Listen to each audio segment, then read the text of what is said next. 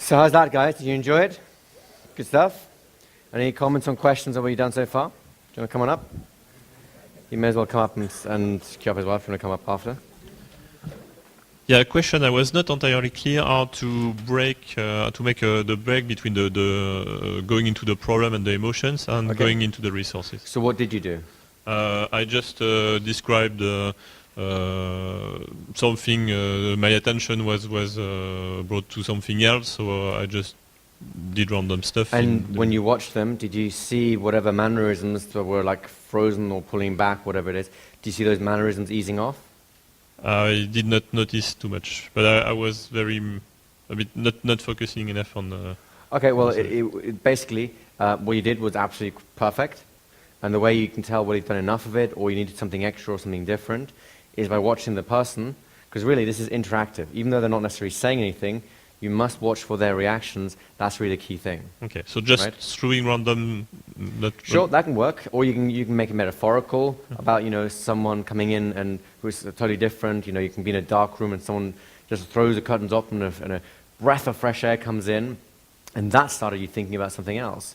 So that's a symbolic version of the clearing of the state.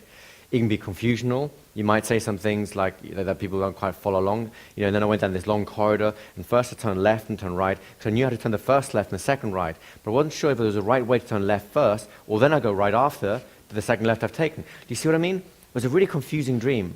But the thing I did realize was, so then you just use confusion as a kind of a clearing of the slate. The process doesn't matter. The key thing is, have you pulled them out of that problem enough that you now can start adding other things instead? And what you did was perfect, by the way. Okay, thank you. No worries. Come on up.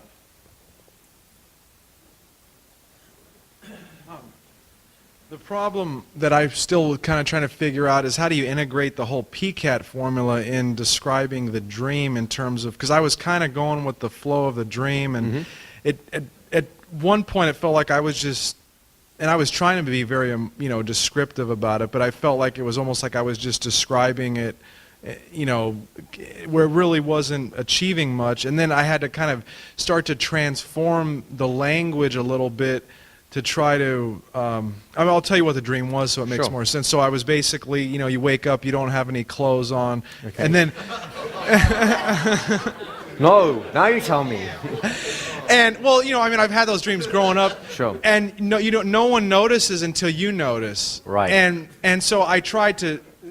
and then I tried to think of how am I going to make a theme about this. Excellent. That's a good way to think about it. And so then I kind of had to, embellish the dream a little bit. Let me just pause you there. Yeah. What was the problem in the dream?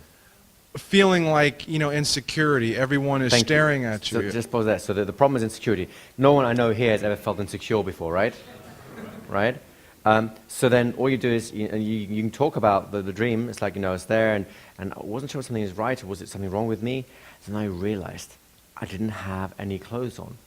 And suddenly everyone was looking at me. Do you know what I mean? When everyone just looks at you and you think like, oh my God, I don't know what I'm doing, or I'm doing something really wrong and I'm staying there completely naked. I felt so exposed. Do you see how you're now rifting around the emotion of the problem? And that's what we're really pulling out with the problem. It's the emotion of it at this level, right? So what you did was absolutely the right thing. You're just going to rift around what the elements of that dream were. Make sense? Yeah, and then I transformed it into me being in, how the dream can shift like a movie. You don't know the scenes about to change, but then it Can I just pause you there a second? What would that be in the PCAT formula? What stage is this describing? Right? Isn't that a perfect transition for clearing the slate or bypassing whatever just happened? Right? Do you see how the dream naturally lends itself to this? Then what happened? And so then I ended up being in a field of daisies out in the open, and I felt very peaceful and relaxed, and I was by myself. Let me just pause you there again. Is he doing a good job right now? What do you reckon? Right? So it's almost like you've blocked yourself off from just how good what you did was, because it's actually pretty good. All you have to do is accentuate, so we say, the emotional element of that. Now, in time, you'll be able to accentuate all the different elements of it in terms of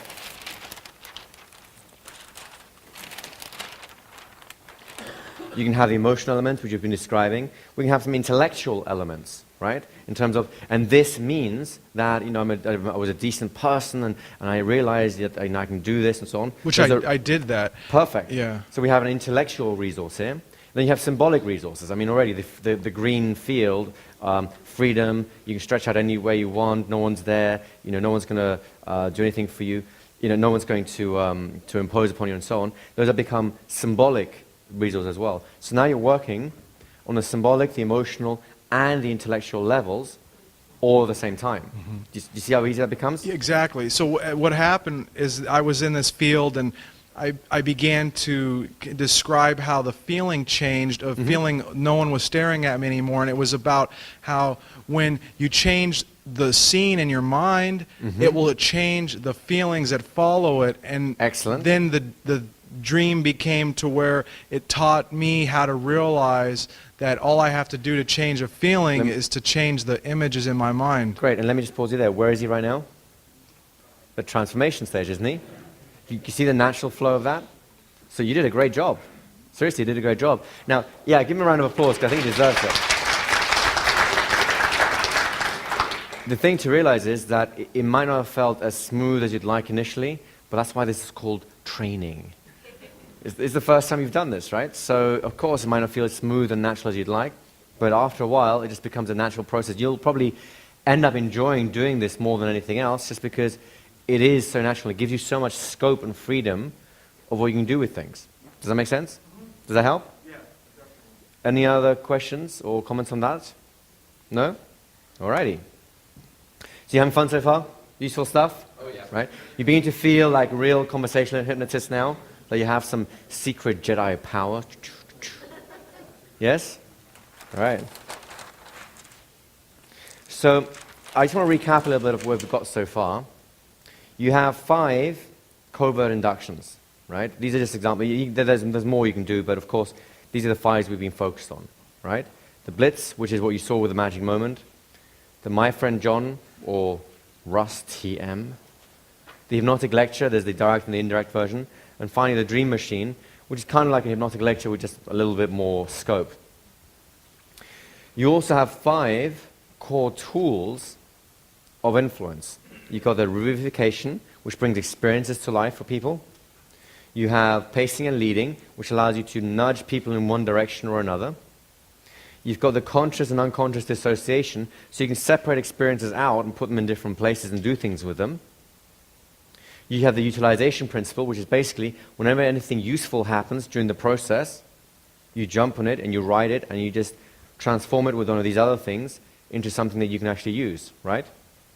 Finally, you have the PCAT formula, which is a simple process, a simple power loop that you can make very sophisticated, very complex, or very simple to transition people through different mental phases, different mental experiences that will end up with a change of some sort. And by the way, we'll show you how to use this stuff in the sales cycle as well, to show you how that works, as well as doing other things too. Does that kind of make sense to you guys? Any questions on that? So what I'd like to spend the rest of the evening on today is putting these core tools we spent so many days building up to create new things, to actually invent hypnotic methods, and you're going to invent them for yourself, by the way, so that you have the scope, that you have the freedom, should I say, for being creative. You can be the creator of new tools, new techniques, new ideas, based just on these principles. And that way, you're basically going to be able to adapt everything you do to any situation you come across and make it work there. Make sense? You have a question? It's the second type of hypnotic lecture, the indirect lecture. So it's the idea of indirection. Okay? And so those are 5 covert inductions. So these are the 5 covert inductions we've covered so far, right? The Blitz was the one with which we did at the end of the magic moment, where you just lock eye contact, and then you just launch into basically a rant, a hypnotic rant. But I think hypnotic rant doesn't sound as impressive as hypnotic Blitz. But you just keep going and going and going.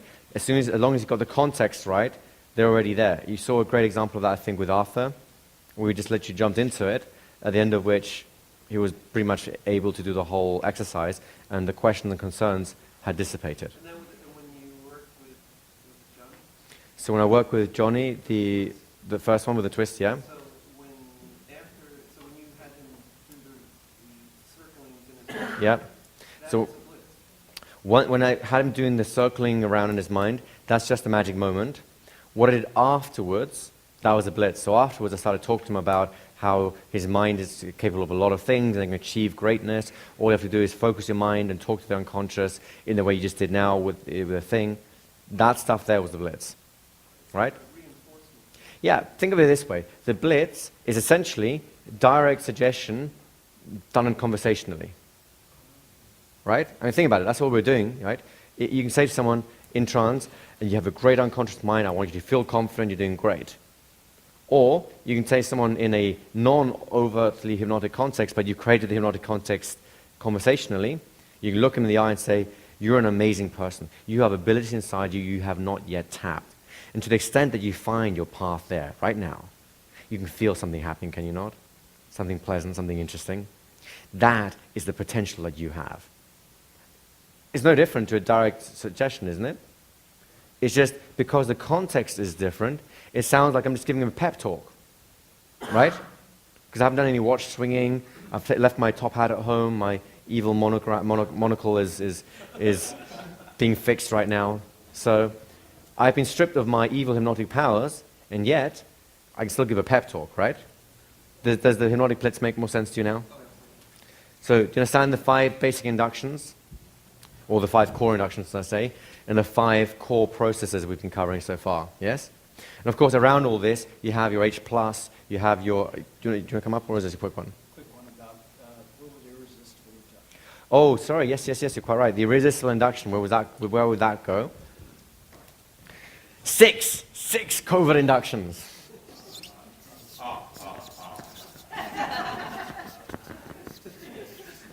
Right? So the irresistible one would go in that list somewhere, although it kind of can go in here as well because you're talking about a method for yourself to guide yourself through a trance process, right? I mean, you can take yourself through a PCAT loop, which is exactly what you're doing with your dream, and just by describing it, the other person comes right along with you. Do you see how that works? Right? Now, the irresistible induction, done the way we did it originally, is more overt. It's very direct. You know, this is what trance feels like, and so on. But if you put another vehicle around it again, like a hypnotic lecture or my friend John and so on, you can still use this as a principle that lets you fill in the content on these quite easily. Does that make sense? Everyone clear on these things? Yeah? Any questions? Yeah, 1 and 2. Hypnotic lectures 1 and 2. This is direct and this is indirect. So 4 is the... All right, we'll just do this in there. And this one here is... Okay?